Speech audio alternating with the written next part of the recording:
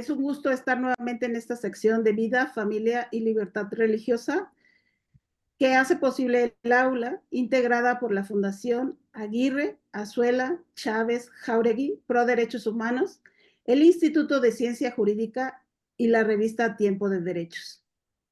Me complace mucho que haya aceptado la invitación una persona que ha destacado mucho en el entendimiento del tema que les vamos a presentar. Ella es la maestra Diana Gamboa Aguirre y a quien le agradezco la aceptación de la invitación y la presento de una vez.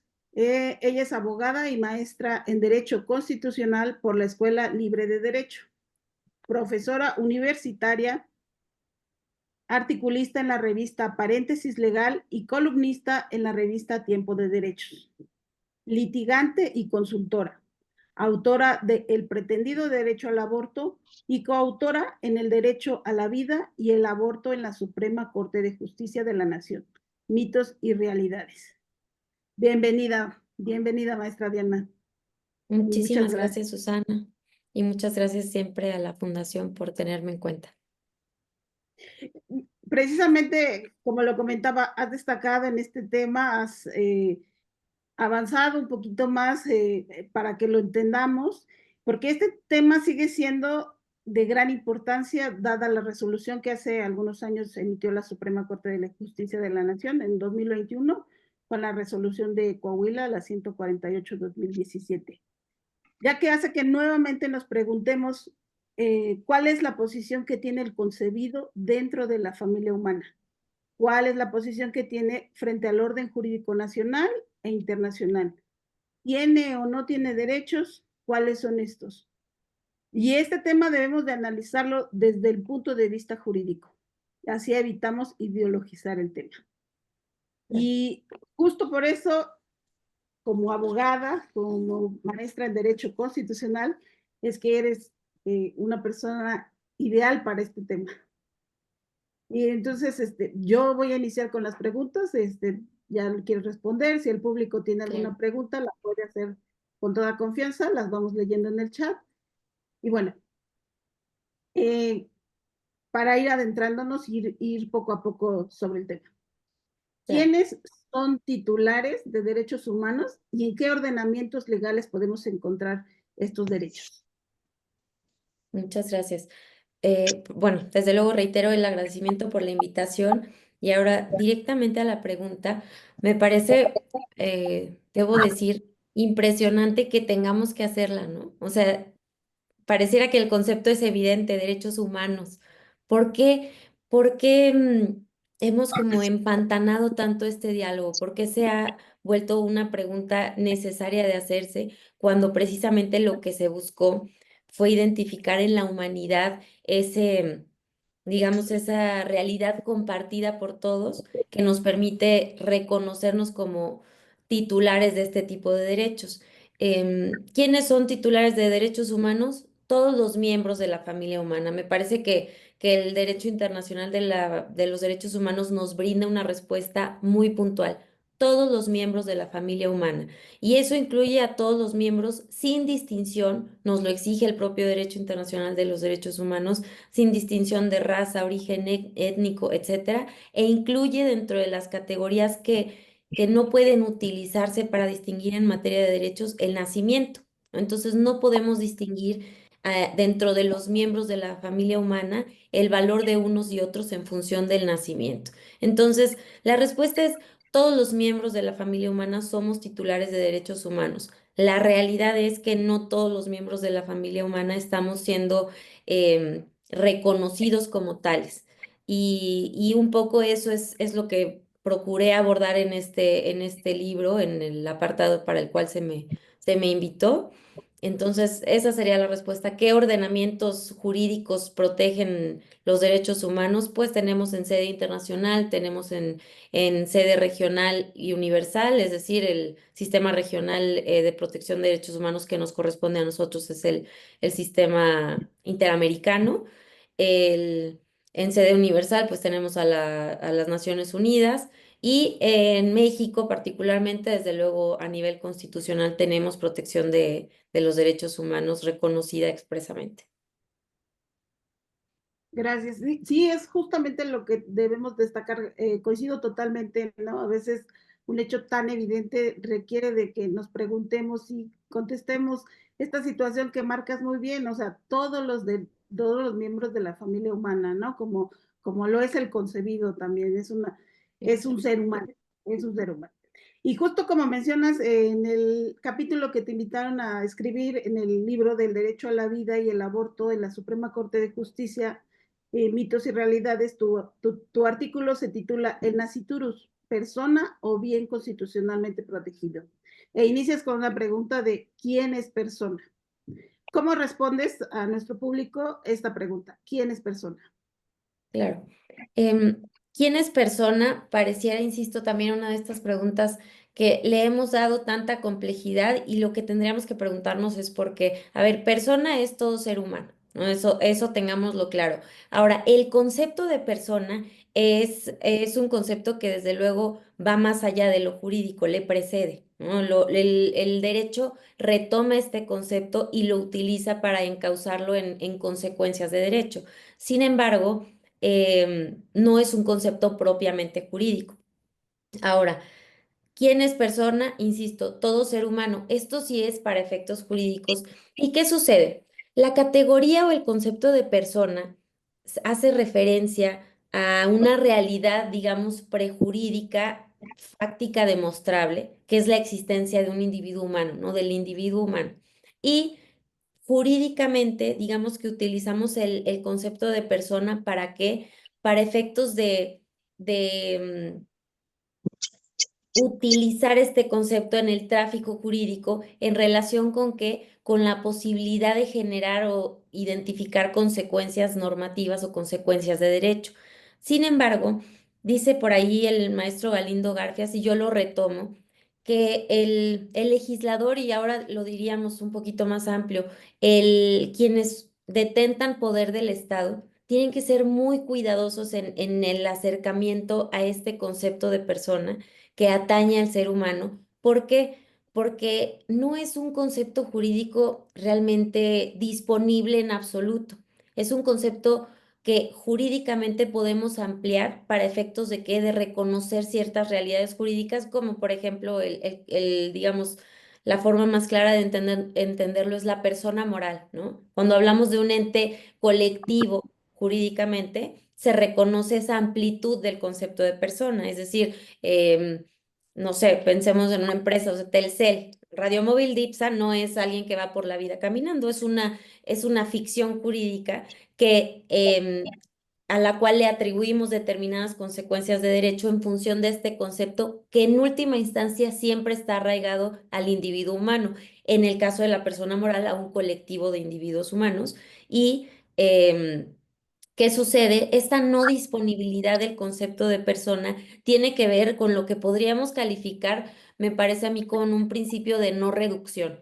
Puedes ampliar el concepto jurídicamente, pero tienes prohibido reducirlo al grado de que, de excluir a determinados miembros de la familia humana de este concepto, de esta categoría. Es decir, si uno explora el derecho internacional de los derechos humanos, podemos observar que hay un reconocimiento de que la categoría de persona va necesariamente arraigada a la de ser humano, a la de individuo humano. Hay distintos tratados que hablan de persona humana, ¿no? Es una locución común, persona humana. Incluso tenemos en la Convención Americana, por ejemplo, para efectos de esta convención, persona es todo ser humano, ¿no? Hay esa claridad en el derecho internacional de los derechos humanos, pero lo que hago en este texto, lo que intenté reflexionar es por qué ante esa claridad, digamos, expresa, si uno se fuera a la literalidad de los textos normativos, ¿por qué estamos poniéndolo en duda?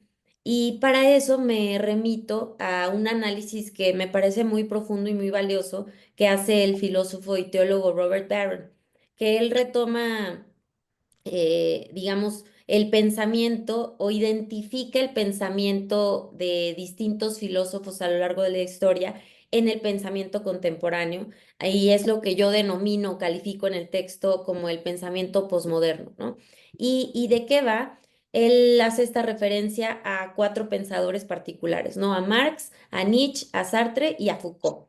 Y lo que podemos observar es que de cada uno de estos filósofos hoy vemos palpable en el pensamiento contemporáneo sus ideas en relación con que, para sintetizarlo, con el uso del lenguaje como herramienta de poder, ¿no? Es decir, no el lenguaje entendido como ese vehículo mediante el cual nos comunicamos y transmitimos determinadas ideas en función de la identificación de, digamos, de la verdad para describirla o de la realidad para describirla, sino el lenguaje como una herramienta para obtener o preservar el poder. Y en esa medida, hoy es que están discutidas ideas o nociones que parecieran textualmente indiscutibles, como lo que platicábamos, ¿no? Derechos humanos.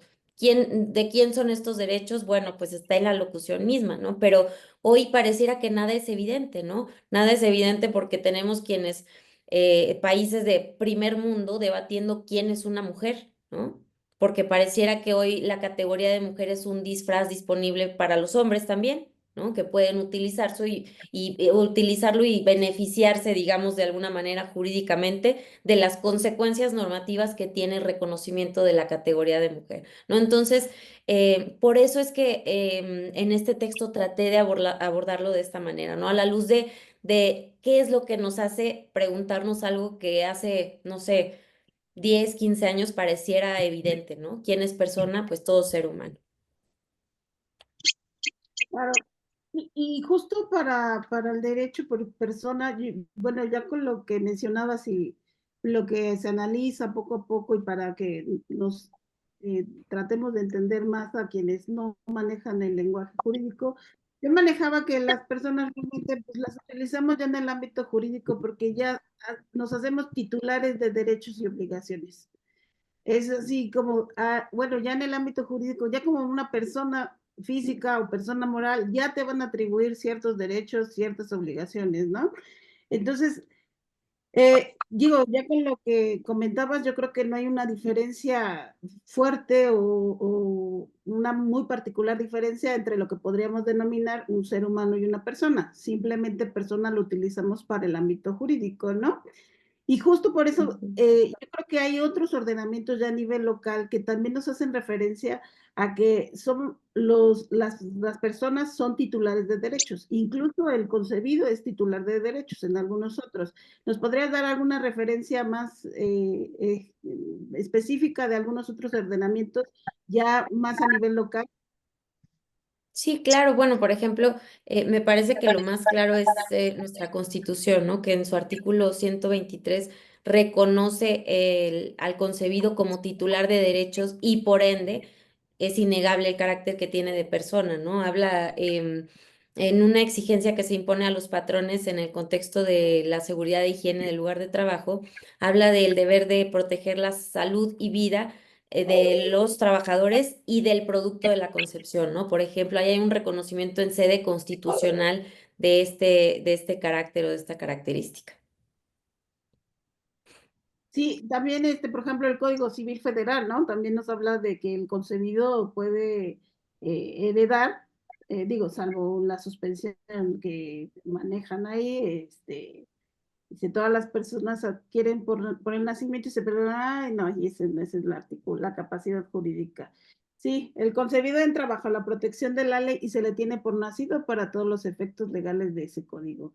Entonces, Claro. efectivamente hay varias legislaciones, tanto a nivel local como internacional, que protegen al concebido, que le reconocen una calidad de ser humano, una calidad de persona, y sin embargo, cuando vemos la resolución que emite la Suprema Corte de Justicia de la Nación, la 148-2017, creo que ahí le desconoce totalmente, por lo menos desde el momento de su concepción hasta la semana, bueno, la que ha reconocido la semana 12, en esta resolución lo varía un poco su criterio, pero solo dice que después de un periodo breve cercano al inicio de la Cercano concepción. al... Ajá. Ujú. Entonces, ¿cuál es tu opinión respecto del criterio que impone la Corte ahora?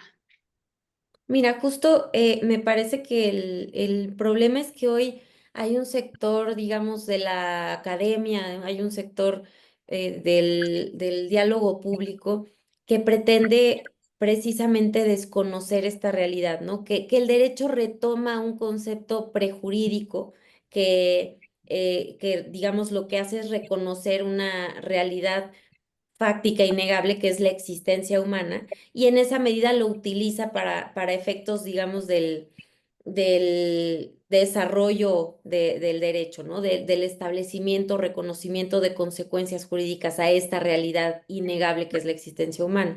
Entonces, a mí me parece que la Suprema Corte, la hoy extinta Suprema Corte, eh, lamentablemente nos falló.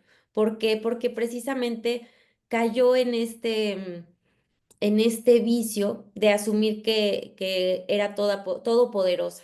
Lamentablemente hoy la realidad nos demuestra que pues no lo era. O sea, no lo era, que hoy ya no existe, ¿no? Esa Suprema Corte que afirmó que no todos los miembros de la familia humana merecían el reconocimiento de su dignidad y por ende cierta protección. ¿Y qué dijo la Suprema Corte en esa resolución, en lo que yo llamo el trágico septiembre de 2021? Porque además de esa resolución que compartes, resolvieron tres asuntos em, en un ejercicio sumamente descarado y problemático de activismo judicial, para efectos de que, primero, negar la dignidad del concebido en gestación y después ir desprotegiendo en distintas medidas y en distintos grados eh, al concebido. ¿Para qué? Para facilitar y promover la visión del aborto como un derecho. Es decir, para nuestra Suprema Corte, nuestra extinta Suprema Corte, el concebido en gestación no merece el reconocimiento de sus derechos humanos y particularmente el reconocimiento del derecho al respeto a su vida. Y en oposición a ello, la mujer, la madre del concebido en gestación, tiene el derecho para terminar intencionalmente con esa vida sin mayor justificación. No es un derecho, es una aptitud, una conducta habilitada y protegida por el ordenamiento jurídico. Entonces, a mí esas determinaciones de septiembre de 2021 me parece que marcan un antes y un después en el declive de nuestro país y desde luego del orden jurídico mexicano. Sí, justo el activismo judicial en favor del aborto señalaba que la resolución 148/2021 es un parteaguas porque reconoce un supuesto de derecho a decidir. Y eh, nosotros, pues totalmente estamos viéndolo desde el ámbito jurídico, pues totalmente decimos dónde está ese derecho, ¿no? Ni en la Constitución ni en los tratados internacionales se maneja un derecho a decidir. Ahora, la Suprema Corte también reduce, no solo desconoce la protección al naciturus, al concebido, al ser humano en gestación, sino que lo reduce a un bien, porque lo clasifica como un bien constitucionalmente protegido. Nosotros manejábamos también en el libro esa consideración de qué opinas tú al respecto, considerarlo como un bien. Bueno, me parece sumamente problemático y precisamente lo que hace la Suprema Corte es retomar esas filosofías que han sido la antesala de las mayores tragedias que ha vivido la humanidad, ¿no? ¿Y esto qué es? El deshumanizar a un colectivo de individuos humanos para efectos de que, pues, de exterminarlos prácticamente, ¿no? Y en este caso de habilitar su exterminio mediante un lucrativo negocio que se hace rico a expensas de las vidas de los miembros más vulnerables de la familia humana. Y yo creo que no solo esa parte, ¿no? Sino últimamente hemos visto noticias que nos han demostrado esa desvalorización de la humanidad. Digo, bebés abandonados en la calle, ahí dando a luz las madres en ese momento Sí, en la calle, dejándolos tirados, ¿no? O sea, yo creo que el manejarlo como esa idea de es una cosa, es una bola de células, logra algún cometido en la conciencia de las personas, pero claro, a claro. veces Precisamente eso que dices es fundamental porque este teólogo y filósofo que yo retomo en el texto que comentábamos, habla al hablar de estas ideas que yo utilizo para abordar el tema, precisamente dice, las ideas tienen consecuencias, ¿no? Y hoy estamos viendo las consecuencias de negar el valor de los miembros más frágiles de nuestra especie, porque hablamos de bebés abandonados, pero hace no mucho fue una noticia en el Estado de México un par de jovencitos que mataron a su hijo. Y era como, oye, pero es que se mueve, bueno, pues tú déjalo ahí tirado. Es decir, esa negación del valor de los miembros más frágiles de nuestra especie, desde luego que tiene consecuencias. Hacerle creer a los jóvenes, hombres y mujeres, que la vida de sus hijos, mientras están chiquitos, les es disponible, es sumamente problemático. Nos está diciendo em, que tenemos el derecho a disponer del otro, nos está diciendo que no todos somos iguales, que no todos valemos lo mismo, ¿no? Y eso es precisamente contrario a la intención que tuvo la humanidad al general, lo que hoy conocemos como el derecho internacional de los derechos humanos, ¿no? Nuestra intención, lo que buscábamos era identificar ese, digamos, marco ético, político mínimo y común a todos que nos impidiera reincidir en las inhumanidades tan grandes que vivimos, particularmente a finales del siglo XX, ¿no? Y yo creo que eso lo logramos justo con la dignidad de la persona, ¿no? Todo ser Exacto. humano es digno. Y el ser humano en gestación, pues no puede reconocerse una dignidad gradual, no puede decirse, bueno, a partir de ciertas semanas tendrás mayor dignidad, porque yo creo que también ahí afectaríamos a las personas con cierta discapacidad o capacidades diferentes, a los adultos mayores que ya no se valen por sí mismos. Yo creo que esa distinción también afectaría a ciertas personas y no cumpliríamos con la dignidad que es un valor para todos los seres humanos, ¿no? Sin duda, y de hecho jurídicamente la filosofía que subyace a los derechos humanos es precisamente la dignidad como base y fundamento de los derechos humanos, es decir, el reconocimiento de que somos valiosos todos los miembros de la familia humana sin distinción es lo que le da ese sustento a los derechos humanos y lo que permite predicar su universalidad, ¿no? Los tenemos todos con independencia de las características que nos distingan a unos de otros, todos tenemos esa dignidad y por ende todos somos titulares de derechos humanos. Y desde luego esta idea de que es posible graduar esa dignidad en función de categorías arbitrarias es sumamente problemática porque, insisto, es lo que ha permitido y ha habilitado las mayores tragedias de inhumanidad de nuestra historia humana, ¿no? Claro. Y bueno, tomando en cuenta que llegamos a la conclusión de que ambos son personas, tanto el ser en gestación como la madre, ¿cómo se podría lograr una ponderación real y justa?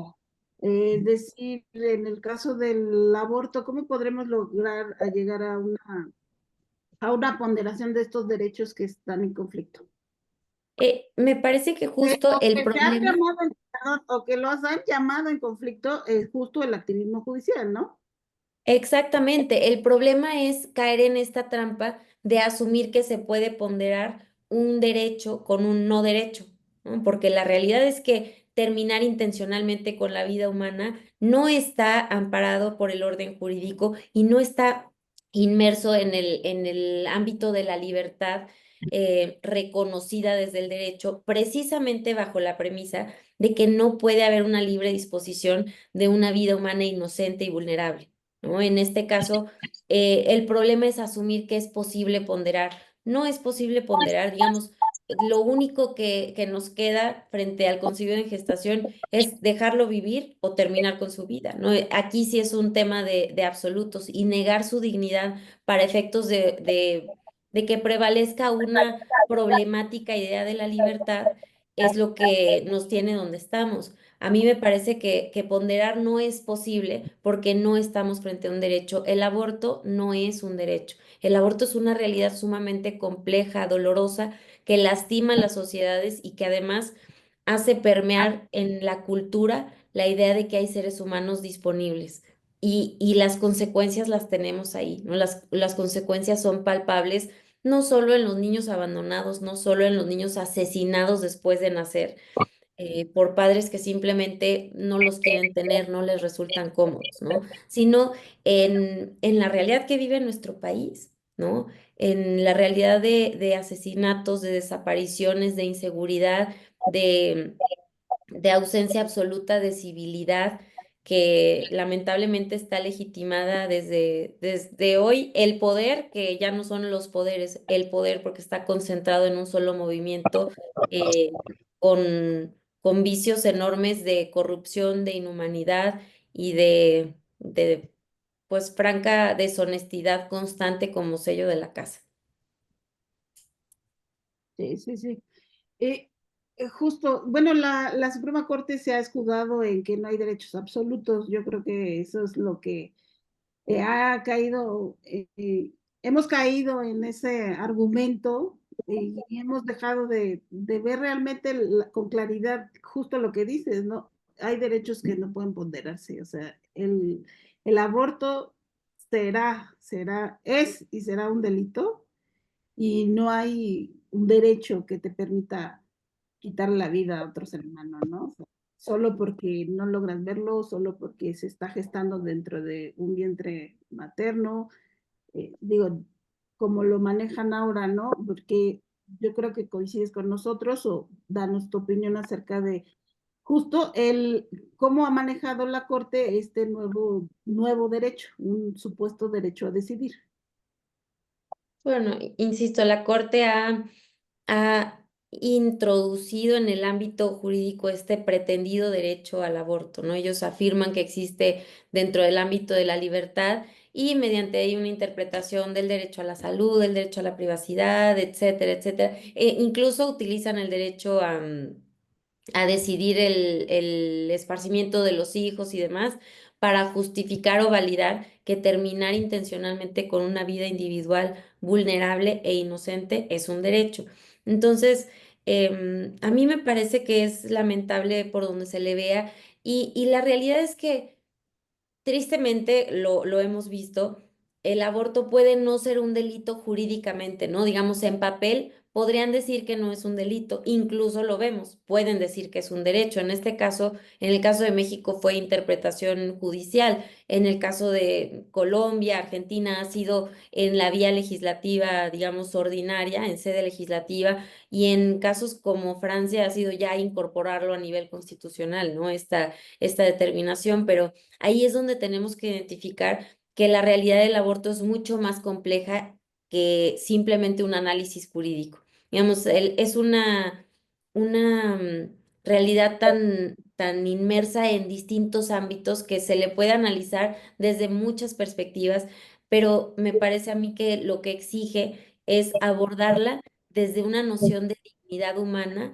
que que sea consonante con lo que la humanidad pretendió al generar el derecho internacional de los derechos humanos, ¿no? Esta idea de la dignidad como base y fundamento de estos derechos. Entonces, a mí me parece que estamos, estamos ahora en yo diría en un momento muy complejo porque el tema del aborto pareciera que pasa un poco a segundo nivel cuando te das cuenta que desde lo jurídico, cuando te das cuenta que el derecho ya pasó a un segundo nivel para quienes están en el poder, ¿no? El derecho pasó a un segundo nivel porque lo que diga la Constitución no les interesa y si no les es cómodo lo cambian, ¿no?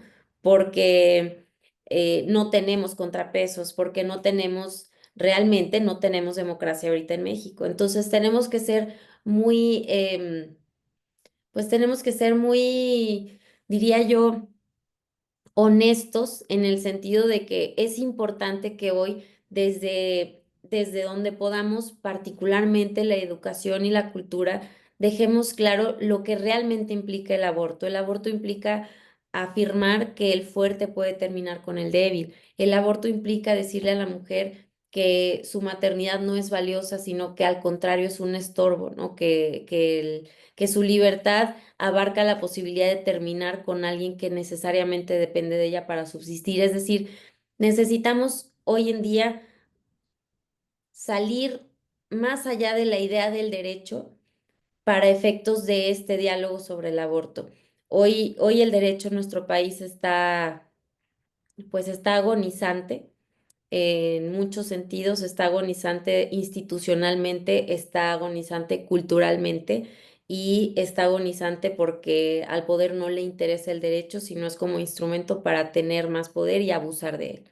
Entonces, yo diría que hoy nos toca abordar el tema del aborto y de la dignidad humana, sí, con esta idea que hoy pareciera un poquito más como la ilusión del derecho, como alguna vez lo conocimos o como alguna vez lo estudiamos o como quisiéramos que fuera, pero más allá del derecho, ¿no? Desde la cultura y la educación y que las personas todas sepan lo que implica el aborto para que eventualmente podamos hacer que sea impensable más allá de lo que diga o no diga el derecho, ¿no?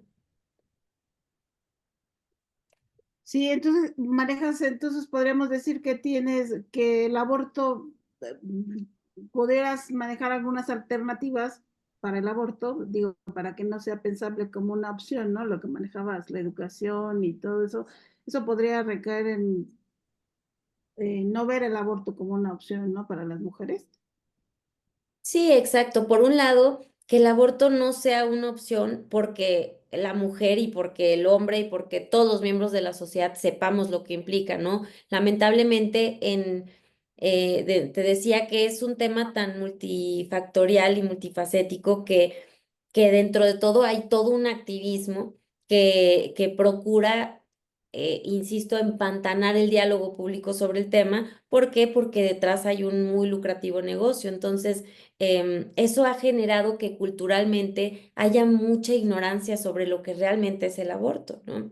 Y sobre qué, qué proponen o qué se plantea o qué se opina desde quienes negamos que el aborto sea un derecho. Entonces, a mí me parece que lo que hay que hacer es ejercicios como este de apertura al diálogo, informado, respetuoso sobre el tema, para efectos de que logremos impregnar la cultura. Hace no mucho se celebró pues reunión anual de una organización que defiende la vida del concebido en gestación en los Estados Unidos, se llama Live Action, y platicaban, por ejemplo, de su incidencia en, pues en la cultura y en la política pública, y ellos que hicieron un video que se llama Baby Olivia, y es un video, digamos, que representa visualmente para cualquier persona que no es experta en el ámbito de la salud y de la ciencia, cómo literalmente cómo inicia la vida humana, ¿no? Desde el, el momento de la fertilización y todo el tránsito del cigoto, el amor, etcétera. Digamos, lo puedes visualizar.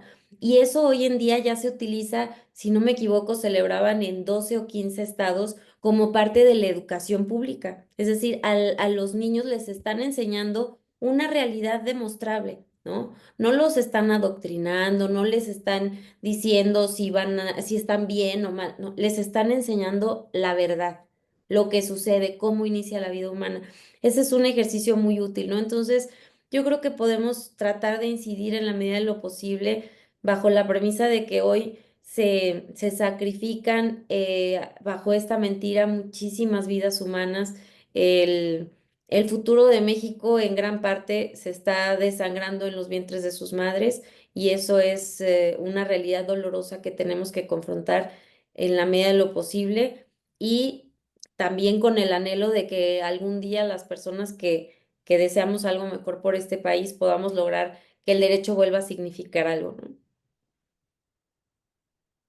Sí, completamente. Entonces, justo lo que manejabas, yo creo que ha sido un tema que se ha prestado a ideologizar a las mujeres. Yo creo que no actúan en libertad, pero digo, conociendo tu formación, danos tu opinión respecto. ¿Crees que ellos ejercen realmente un derecho? ¿Actúan en libertad cuando se someten a un aborto?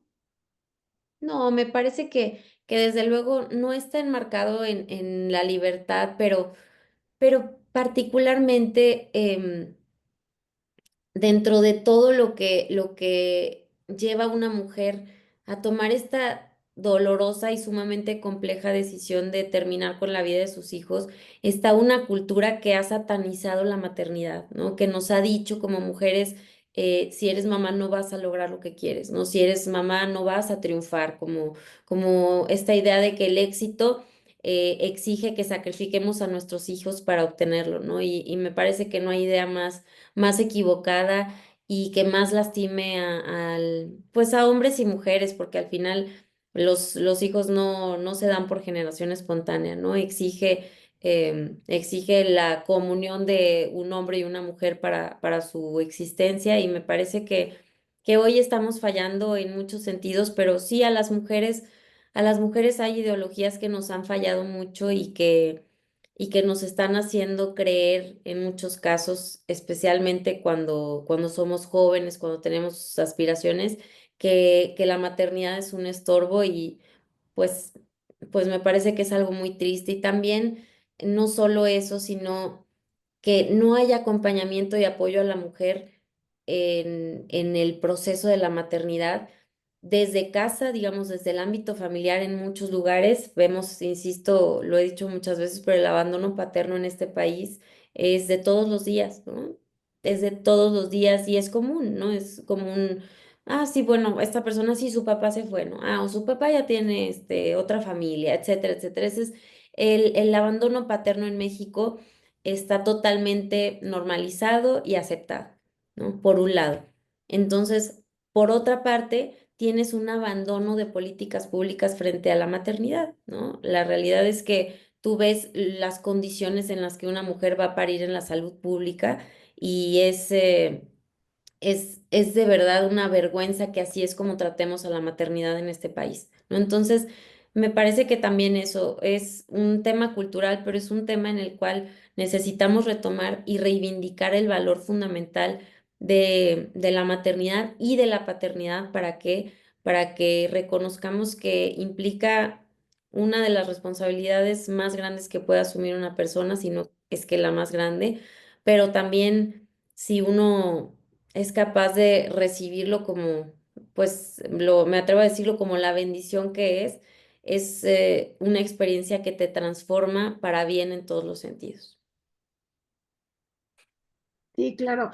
Y justo mencionabas uno, a veces normalizamos el abandono paterno, pero en muchas ocasiones creo que el padre también ha intentado figurar en esta relación, ha peleado por sus derechos, ha dicho, bueno, si es mi hijo, tenlo, yo me lo quedo, y tampoco no se ha logrado, ¿no? Yo creo que la mujer está muy en ese papel de malamente de mi cuerpo, mi decisión, que los hombres, aún queriendo, también han quedado fuera. Yo trabajé en un asunto hace ya tiempo. Ujú. La niña nació afortunadamente, la mamá la quería dar en adopción. El papá decía, es mi hija, yo la quiero, dime, estaba así a punto de ser entregada en adopción y él presentó su solicitud para la prueba de ADN y afortunadamente se logró, él siguió el proceso, nosotros pues estuvimos al margen. La intención no era que se le entregara al papá, supuestamente la mamá decía que no era buen padre, que no sabía, pero bueno, ya el razonamiento judicial fue, él está alegando la paternidad, ya se comprobó que sí es su hija, el interés superior del menor, su origen, etcétera, pues bueno, finalmente se le entregó al papá. Entonces yo creo que sí hay casos en donde los padres quieren asumir su responsabilidad, están deseosos de cuidar a sus hijos y a veces la mujer es la que no lo permite, ¿no? Porque toma decisiones sola a pesar de que él está a un lado, y yo creo que se deja influenciar, ¿no? También no sé si se ha acertado el Claro. comentario.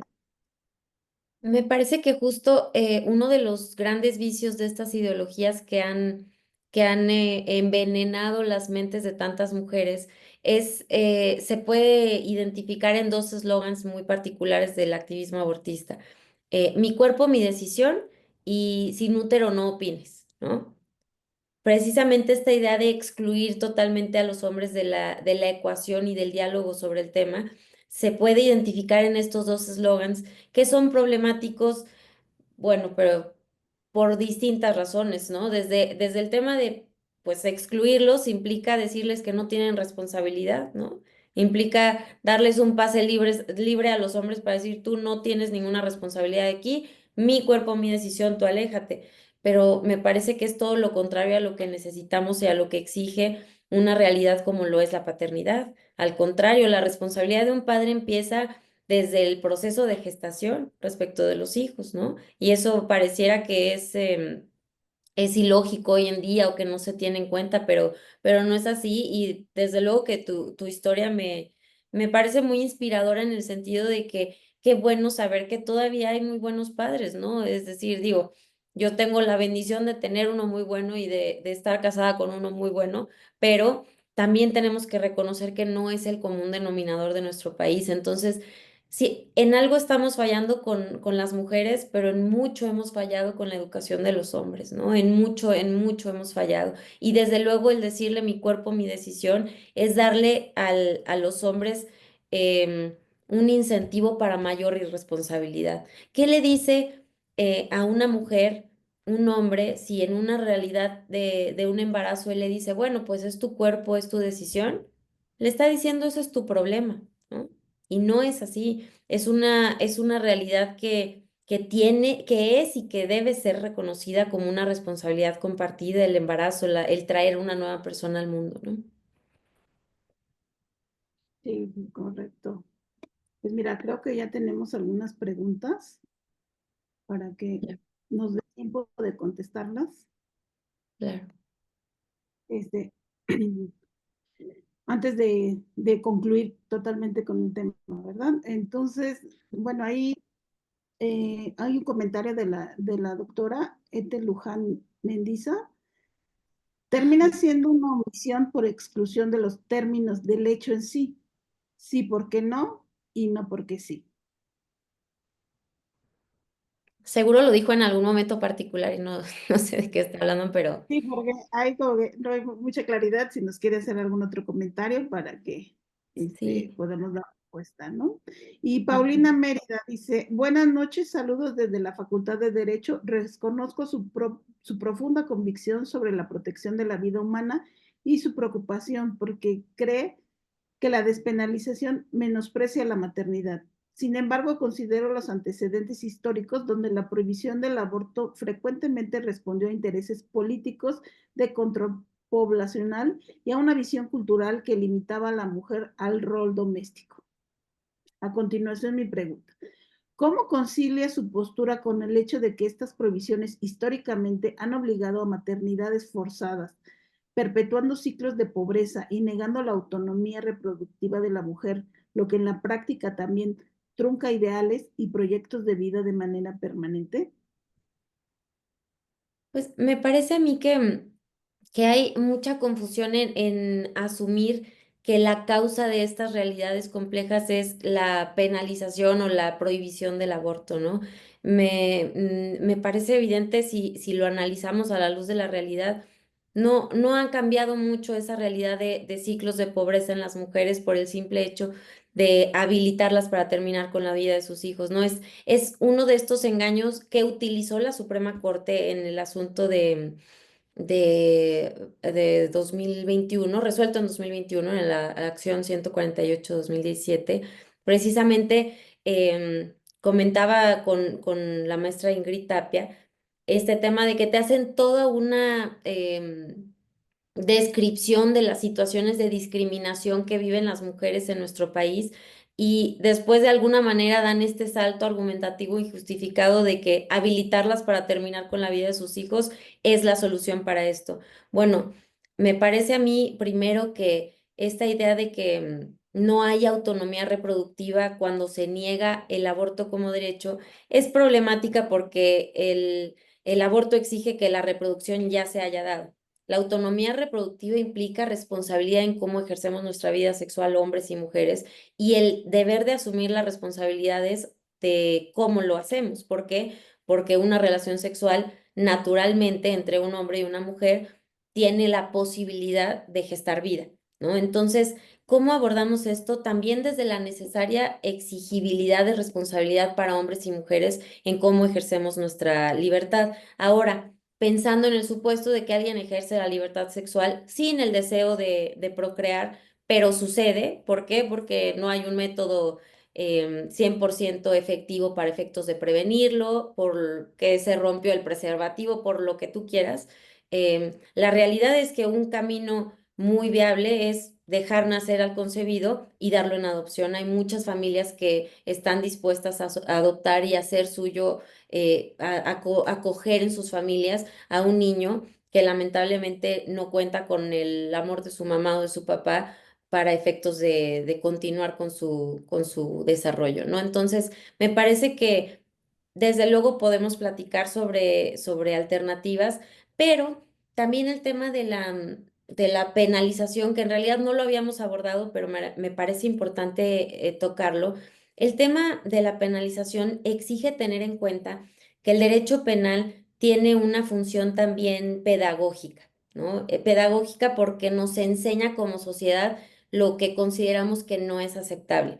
Y me parece que sí es necesario establecer a nivel normativo que no es aceptable terminar intencionalmente con la vida humana más vulnerable, que es la del concebido en gestación. Ahora, ¿creo yo que que la cárcel para las mujeres es la solución? No, de ninguna manera. Me parece que podemos encontrar otros caminos de política criminal, como por ejemplo, antes de que se habilitara el aborto en distintos estados, había estados, si no me equivoco, como Veracruz, que preveían expresamente que a la mujer que abortara no se le podía privar de la libertad. Es decir, no creo que la solución, entre comillas, para la compleja realidad del aborto sea tener mujeres en la cárcel por haberlo hecho, pero tampoco creo que el hecho de preverlo como delito esté mal. Me parece que es necesario porque conlleva reconocer desde el derecho la dignidad del concebido y establecer para efectos pedagógicos de la sociedad que terminar con ese miembro de la familia humana no está bien, ¿no?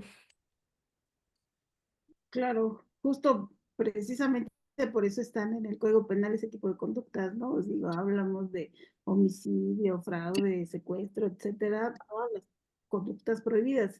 Si en algún momento consideramos que alguna es viable para algún fin o puede ser aceptable en algún tipo de sociedad o cultura, pues bueno, entonces estaríamos hechos un caos totalmente, ¿no?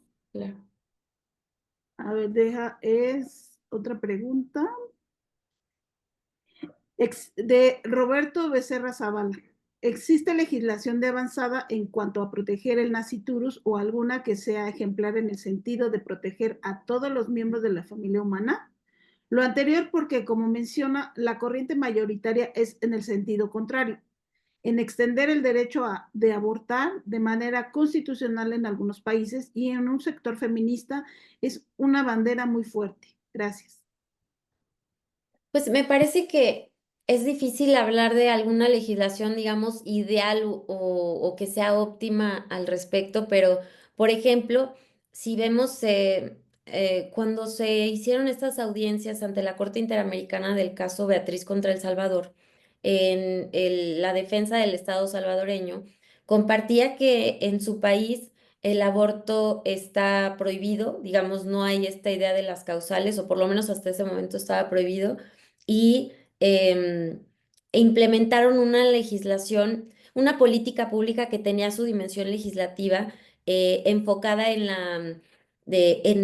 en el acompañamiento a la maternidad y no solo, digamos, no había mujeres presas por aborto ni personas presas por aborto, mujeres presas por aborto, sino además de todo redujeron la mortalidad materna en un 50%. Entonces, me parece que esa sería una política pública digna de explorarse. Hay estados norteamericanos a raíz de que se anuló o se revirtió el precedente de Roe v. Wade con el caso Dobbs contra Jackson. Vemos legislaciones que empezaron a retroceder en la desprotección del concebido, por ejemplo, con lo que le llaman las leyes del latido del corazón, en las cuales se empezó a proteger por lo menos al concebido frente al aborto a partir de que late su corazón, que esto normalmente se puede identificar en la sexta semana, ¿no? Entonces, creo que puede haber ejemplos. Me parece que pues en un contexto ideal habría que ponernos creativos y tener en cuenta necesariamente a las redes de apoyo que existen muchas, particularmente en la sociedad civil, existen lugares como Mater Filius, como BIFAC, que acompañan a mujeres que enfrentan embarazos en condiciones complejas y en su caso, si la mujer no está lista o no se siente cómoda continuando con su maternidad cerca de sus hijos, una vez que nazcan, les acompañan también incluso en el proceso de las adopciones para que se sientan tranquilas que sus hijos van a desarrollarse y crecer con familias que los aman, etcétera. Entonces me parece que no sabría decir si hay alguna específica, estos ejemplos pueden ser útiles, pero creo que hay mejores caminos que simplemente habilitar la conducta y afirmar en contra de los fundamentos de los derechos humanos que estamos frente a un derecho, ¿no? Claro, y digo, negar la persona en gestación, pues, todo derecho, la vida, el crecer en una familia, el desarrollarse Claro. plenamente. Entonces yo también creo que hay opciones antes de pensar en un aborto. Y otra pregunta de asistente anónimo, dice, ¿por qué no crees que sea aceptable el aborto y el libre albedrío? ¿No dices que todos tienen responsabilidad sobre sus acciones? Pues me parece que el libre albedrío, ahí está, digo, tan es así que sucede, ¿no? Esté calificado jurídicamente como delito o no, es una realidad que ha existido a lo largo de la historia. Entonces, sí, efectivamente somos libres, pero me parece que jurídicamente es inaceptable. ¿Por qué? Porque implica la negación o el desconocimiento de la dignidad de un colectivo particular de miembros de la familia humana en función de una categoría arbitraria de negación de valor que se impone desde el poder. Es decir, afirmar que un poder judicial, un poder legislativo, un poder ejecutivo pueden decir que ciertos miembros de la familia humana no valen es peligroso para todos, no solo para los concebidos en gestación, porque ya les dijimos que pueden desconocer la dignidad de unos, pueden desconocer la dignidad de quien sea, ¿no? Claro.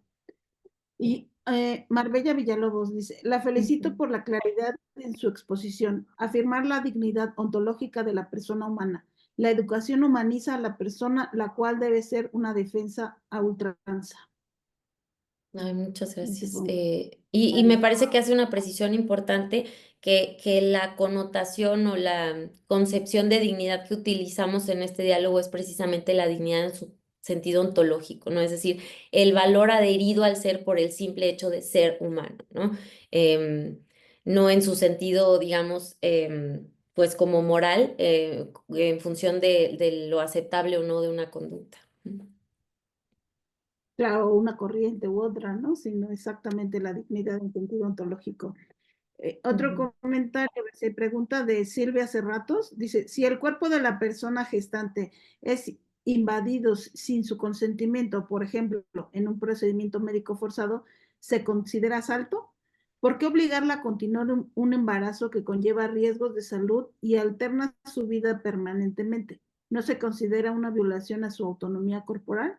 ¿Tienes alguna solución? Me parece que es problemático afirmar que el cuerpo de la mujer en un embarazo es invadido sin su consentimiento. Ahora, ¿en qué supuesto sí? En un supuesto de violación, indudablemente estamos frente a una invasión del cuerpo de la mujer sin su consentimiento.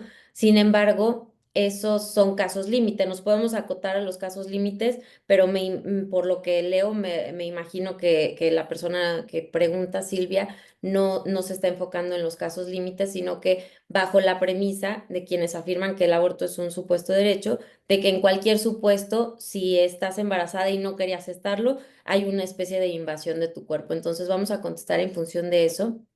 Eh, ¿Por qué obligarla a continuar un embarazo? El tema es que no se obliga a alguien a continuar un embarazo como tal. Digamos, la conducta jurídica no es de obligar a alguien porque el embarazo es una realidad que ya está ahí, ¿no? Lo que se hace es prohibirle terminar con la vida humana que está gestando. ¿Por qué? Porque la maternidad conlleva determinadas responsabilidades y en este caso la responsabilidad es no terminar con la vida de tu hijo durante el proceso de gestación. Eso es, digamos, todo lo que exige el derecho. Entonces, es problemática esta perspectiva de que se obliga a continuar un embarazo porque el embarazo ya es una realidad natural que sigue su curso.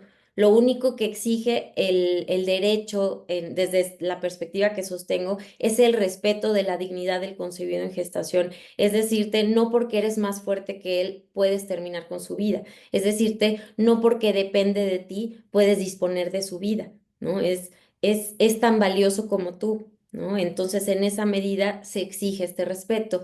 Entonces, ¿por qué?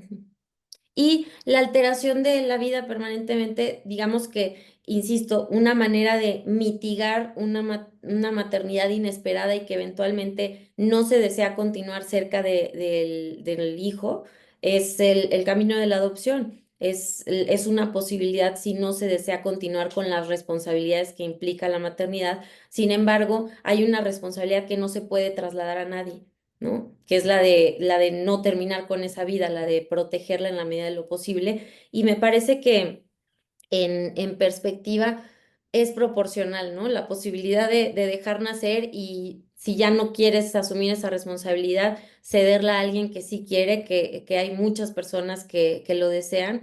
Exige, pues sí, mejorar los sistemas de adopción, insisto, acompañar a organizaciones como Mater Filius, como BIFAC, que hacen esta labor social fundamental. ¿Para qué? Para que cada niño que nazca tenga la fortuna de crecer en una familia que le permita desarrollarse y potencializar sus capacidades y ser reconocido como el individuo humano sujeto de derechos humanos que es, ¿no?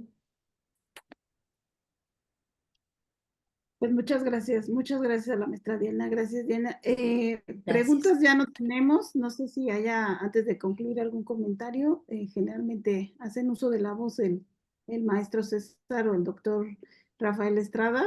Si tienen algún comentario, alguna pregunta.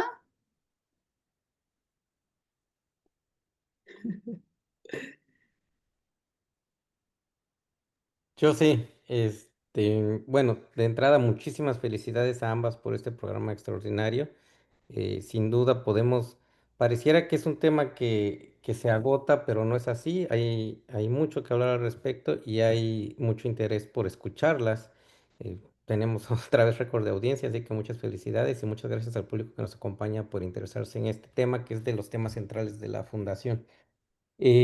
Y yo quisiera, bueno, de nuevo, además de felicitarlas por el extraordinario programa, sino también por la claridad con la que abordaron los temas y nos dieron respuesta a cada una de las interrogantes que se pusieron.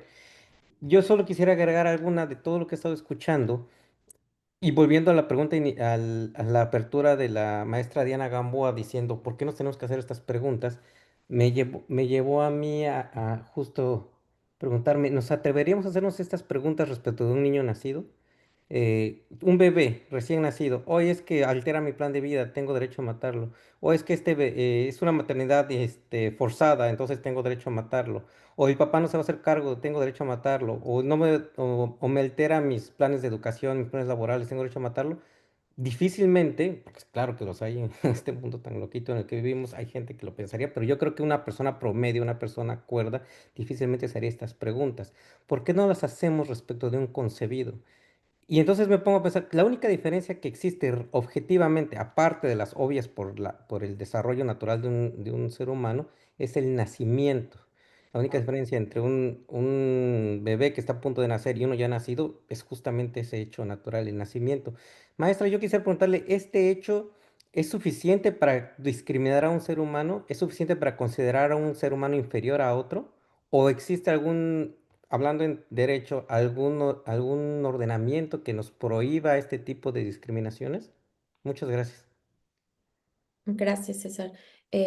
Efectivamente, es un acto de discriminación el estimar que una persona, por el simple hecho de no haber nacido, es menos valiosa, ¿no? Y efectivamente, hay prohibiciones de este tipo de discriminación en sede internacional, en el derecho internacional de los derechos humanos. Esta prohibición de distinguir en materia del reconocimiento de derechos humanos en función, lo comentaba al inicio, de distintas categorías, ¿no? Origen étnico, raza, etcétera. Y dentro de todas estas categorías, el derecho internacional de los derechos humanos expresamente reconoce al nacimiento. Es inadmisible distinguir en materia de derechos en función del nacimiento. Y esto hace sentido cuando uno reconoce que entre el no nacido y la persona que ya nació, la única diferencia es que ya hubo cierto transcurso de tiempo, ya hubo cierto desarrollo, em, pero no hay una diferencia cualitativa que te permita decir, ah, bueno, antes de nacer no es humano, por ejemplo, ¿no? Al contrario, es innegable por demostrable su pertenencia, perdón, a la especie humana. Muchísimas gracias, maestra. Entonces, en ese sentido, a mí me gustaría nada más profundizar un poquito más en ya que esto los dejo en paz, en la pregunta que nos hacía Roberto Becerra en cuanto a que la corriente mayoritaria es el sentido contrario. Justo con lo que acaba usted de decir, maestra, a mí me gustaría enfatizar que no es cierto eso, que realmente el aborto no es considerado un derecho en prácticamente ningún lugar del mundo. Existe la tendencia a querer despenalizarlo en cierto periodo cercano a la concepción, pero en cualquier lado sigue siendo considerado un derecho, un delito en general. Y por el contrario, lo que sí existe es lo que usted acaba de decir, una norma internacional que reconoce, una norma internacional que creo que es la Convención sobre los Derechos del Niño, que reconoce a los concebidos como seres humanos y titulares de derechos, y que el nacimiento no puede ni debe ser considerado una situación que permita distinguir entre un ser humano y otro. Entonces, contrario a lo que pudiéramos creer por el ruido que se genera, el, el derecho a la vida del concebido es más norma general que el supuesto derecho al aborto que usted muy bien desmenuza en su libro. Por mi parte sería todo. Muchísimas felicidades a ambas por este programa y pues un saludo a nuestra audiencia. Muchas gracias. Pues, muchas gracias, gracias a la maestra Diana. No sé si tiene algún comentario final, ya solo es para cerrar el programa. Em, pues no, yo creo que retomando la manera en la que procuro concluir siempre, me gusta reivindicar lo que la humanidad afirmó en la Declaración Universal de los Derechos Humanos de 1948, que la libertad, la justicia y la paz en el mundo tienen por base el reconocimiento de la dignidad intrínseca y de la igualdad de todos los miembros de la familia humana, todos los miembros de la familia humana. Muchas gracias. Muchas gracias. Y antes de despedirnos, bueno, la Fundación le hace un reconocimiento a esta participación. Aparece en pantalla, ya lo haremos llegar físico. Y dice, el aula otorga el presente reconocimiento a la maestra Diana Gamboa Aguirre, abogada y escritora, por el tema Es Persona, fechado el 9 de octubre de 2025 y firmado por el doctor Rafael Estrada Michel, director general ejecutivo de Tiempo de Derechos, y el maestro César Alejandro Jiménez, director ejecutivo de la Fundación Aguirre Azuela Chávez Jauregui, Pro Derechos Humanos. Pues bueno, eso ha sido todo. Muchísimas gracias. Esperamos que tener la oportunidad de compartir otro programa con usted. Muchas gracias. Buenas noches. Buenas Buenas noches. noches.